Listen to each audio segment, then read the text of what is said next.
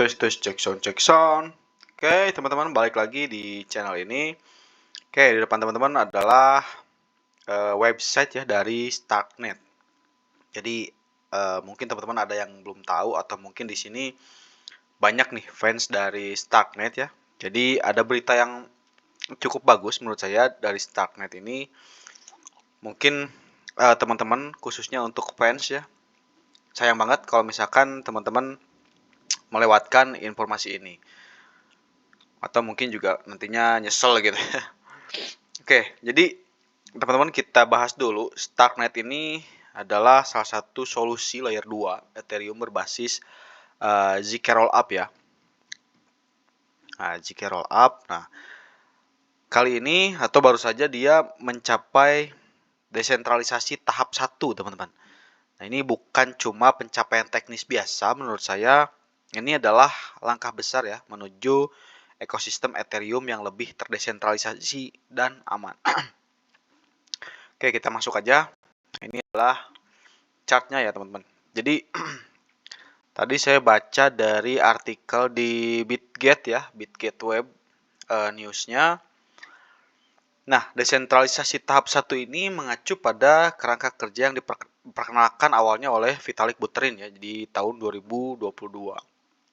Nah, jadi di tahap ini jaringan seperti Starknet nih mulai mengurangi ketergantungan pada entitas pusat ya dan memperkenalkan mekanisme keamanan seperti nantinya akan ada dewan keamanan dan sistem bukti validitas yang dijalankan oleh smart contract. Nah, tujuannya teman-teman adalah untuk meningkatkan keamanan dan mengurangi resiko sensor ya.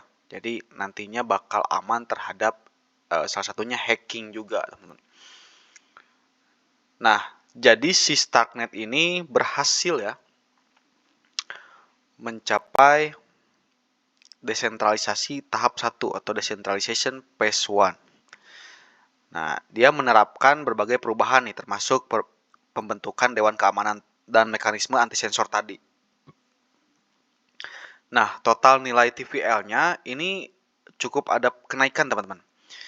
Total nilai terkunci atau TVL-nya sebesar 629 juta dolar ya, teman-teman. Jadi Starknet ini menjadi jaringan ZK Rollup terbesar melampaui bahkan Zcaching era ya, yang memiliki TVL sebesar 610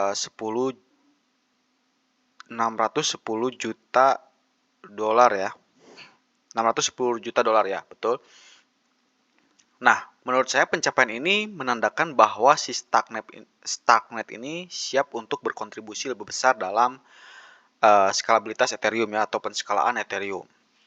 Nah, nantinya dengan desentralisasi yang lebih tinggi, ini pengguna dapat merasakan gitu ya, lebih aman dan yakin bahwa jaringan ini tidak mudah disensor lagi nih, atau dikendalikan oleh satu entitas seperti si Ethereum itu sendiri.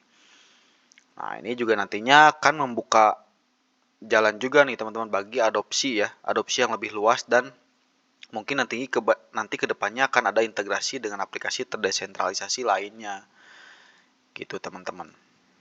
Nah, ini kalau ini di TVLDC DeFi lama masih segini ya, belum update. Nah, kalau kita bandingkan dengan Zcaching era bahkan jauh lebih gapnya lebih tinggi lagi nih. Tuh bahkan segini ya. Jadi si Starknet ini setelah mencapai tahap 1, Starknet ini bahkan langsung mentargetkan juga fase kedua ya.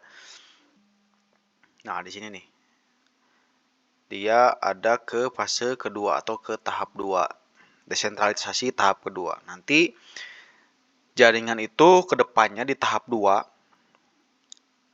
jaringan sepenuhnya dikelola oleh komunitas, teman-teman.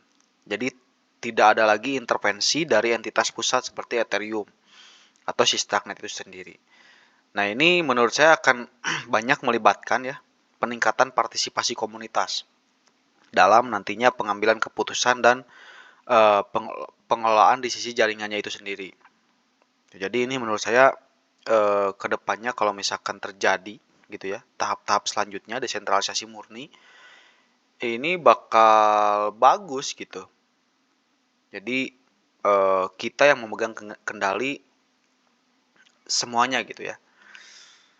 Ini jelas bagi investor dan pengguna atau user. Desentralisasi tahap 1 berarti jaringan ini lebih aman ya, transparan dan juga tahan terhadap sensor.